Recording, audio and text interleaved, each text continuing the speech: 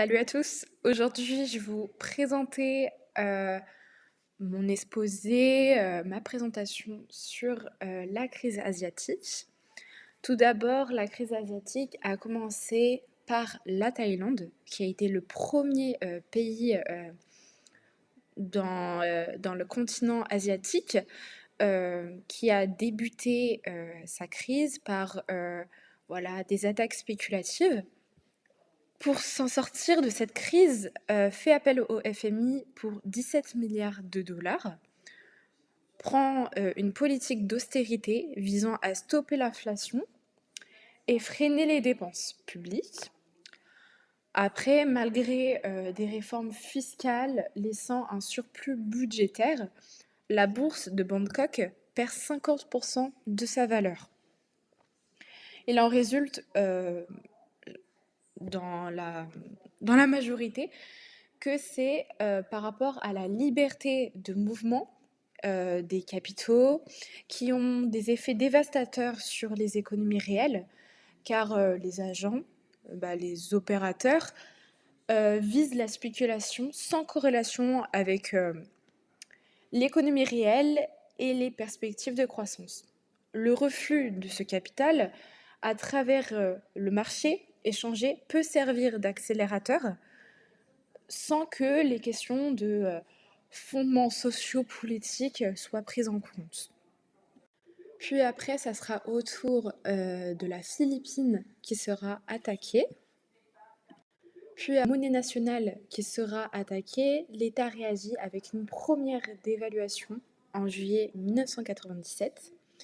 Il sort du rattachement avec le dollar, auquel s'ajoute un prêt d'1 milliard de dollars permettant de relancer ses exportations et sa croissance. Puis la Malaisie, le gouvernement n'a pas et apprécié les attaques spéculatives ainsi que la fuite des capitaux.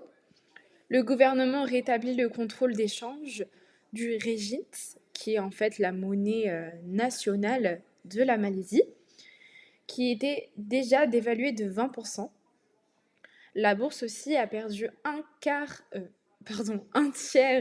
de sa valeur et le FMI impose une politique d'hostilité avec une réduction des dépenses publiques, des taxes nouvelles et un contrôle.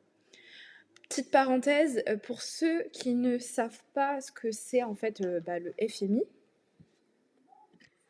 En fait, le FMI, c'est tout simplement en fait une institution internationale qui regroupe plusieurs pays, si je dis pas de bêtises, à peu près 190 pays dans le monde, et que son but, c'est vraiment, son objectif premier en tout cas, c'est la coopération mondiale monétaire, qui veille à la stabilité des changes et des devises, à ne pas surtout freiner l'expansion commerciale et à favoriser le déplacement au système multinational de paiement.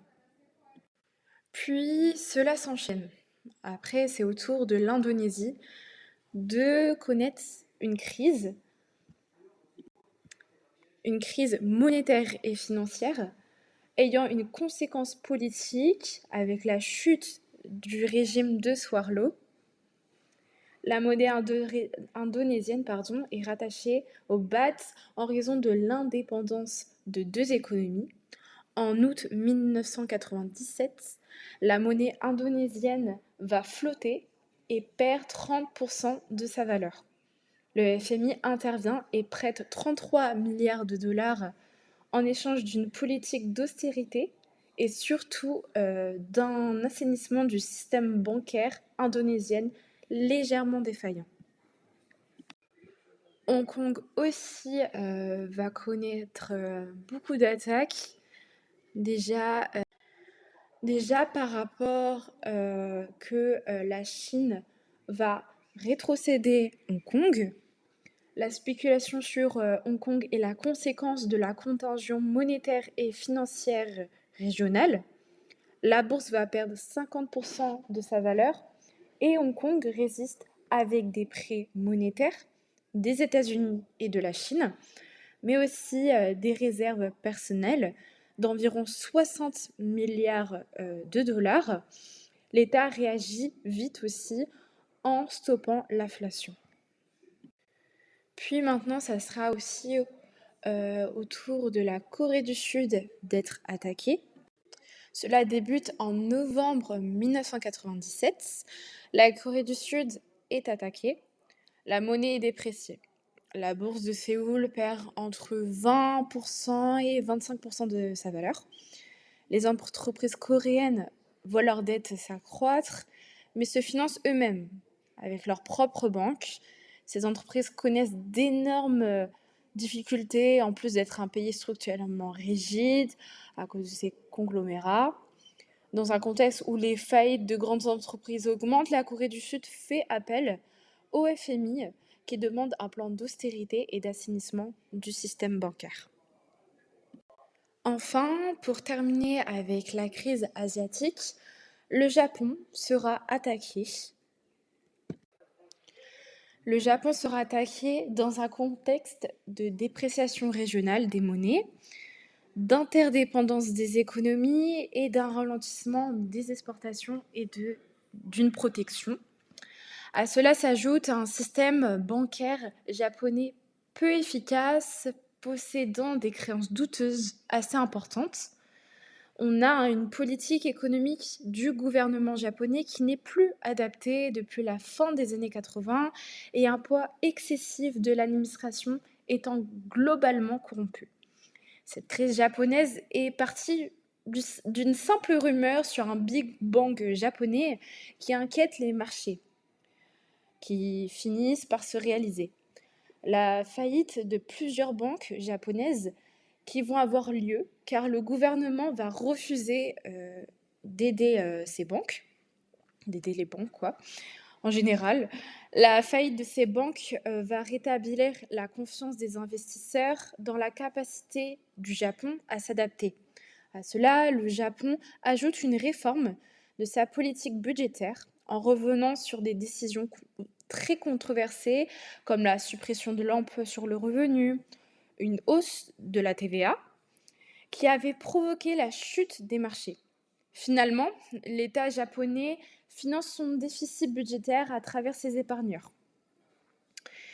Donc, on peut remarquer qu'au final, ces pays ont connu quelques faiblesses structurelles, institutionnelles, et un ou plusieurs secteurs de l'économie réelle défaillants avec des conséquences presque identiques. Ces dernières devenant un canal de diffusion des crises principales. Les résolutions de ces crises ayant connu quasiment à peu près le même remède quand on voit. Politique d'austérité, prêt du FMI, transformation des politiques budgétaires de ces pays, assainissement des systèmes bancaires et surtout des dévaluations monétaires retrouvées de la compétitivité.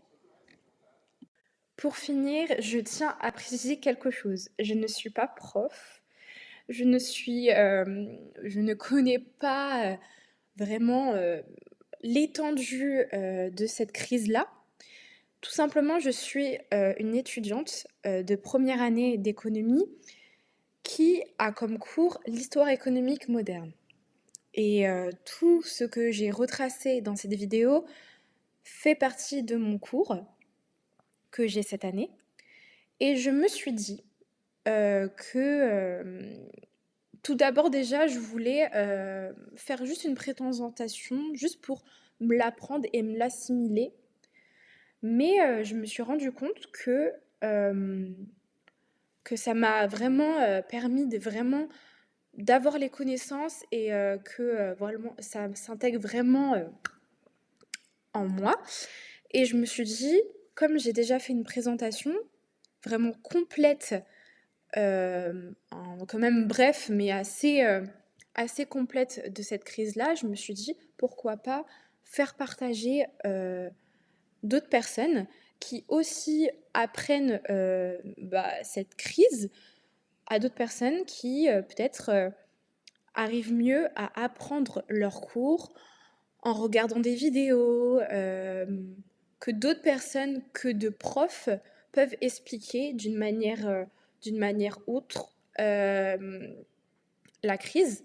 Donc voilà, si vous êtes convaincu et si ça vous satisfait et si vous arrivez à comprendre mon cours, je vais dire ma présentation sur cette crise, dites-moi en commentaire et au moins je pourrai aussi, heu, voilà, faire d'autres vidéos, sur d'autres crises ou voilà, d'autres sujets qui vous intéressent. Donc voilà. En tout cas, j'espère que ça vous a plu et on se retrouve sûrement ou peut-être sur une prochaine vidéo. Salut!